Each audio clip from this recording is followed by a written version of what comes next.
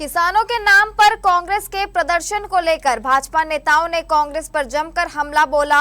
उन्होंने कहा कि प्रदेश सरकार लगातार किसानों के हित में फैसला ले रही है। गेहूं खरीदी पर बोनस, समर्थन मूल्यों में बढ़ोतरी और सस्ती बिजली जैसी योजनाओं से किसानों को बड़ा लाभ मिल रहा है। वहीं कांग्रेस पर वाद खिलाफी और किसानों के मुद्दों पर राजनीति करने का आरोप भी लगाया गया है।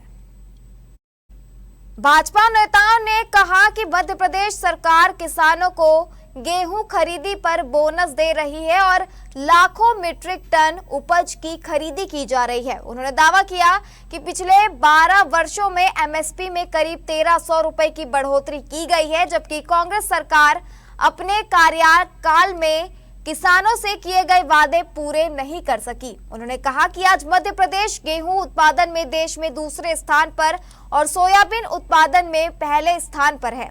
यह किसानों के हित में बनाई गई योजनाओं और कृषि को लाभ का व्यवसाय बनाने की नीति का परिणाम है।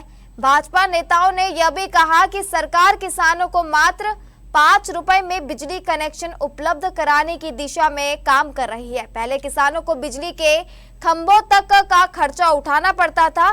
जिन लोगों का नैतिक स्तर कमजोर है, उन्हें किसानों के मुद्दों पर राजनीति करने से पहले आत्ममंथन करना चाहिए।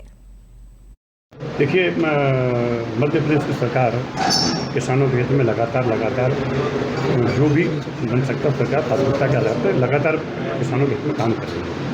लेकिन विपक्ष अनावश्यक जो भ्रम पैदा करने के बाद में, क्योंकि हताशा है, अभी विपक्ष के पास में कुछ है नहीं, विषय नहीं है, तो भ्रम पैदा करना, गुमराह करना और गुमराह करके अनावश्यक रूप से विरोधाभास करना और थोती वाहवाही लेने के दृष्टिकोण से जो कांग्रेस पार्टी की दृष्टिकोण से, और ऐसे भी जीतू पटवारी जी के कार्यकाल में जितना भी अगर कार्यकाल देखे हैं तो वो तमाशबीन और डमरू बजाने वाली राजनीति के आधार पर कह सकते हैं कि तमाशा बनाओ, भीड़ इकट्ठी करो और अपनी बात को रखो।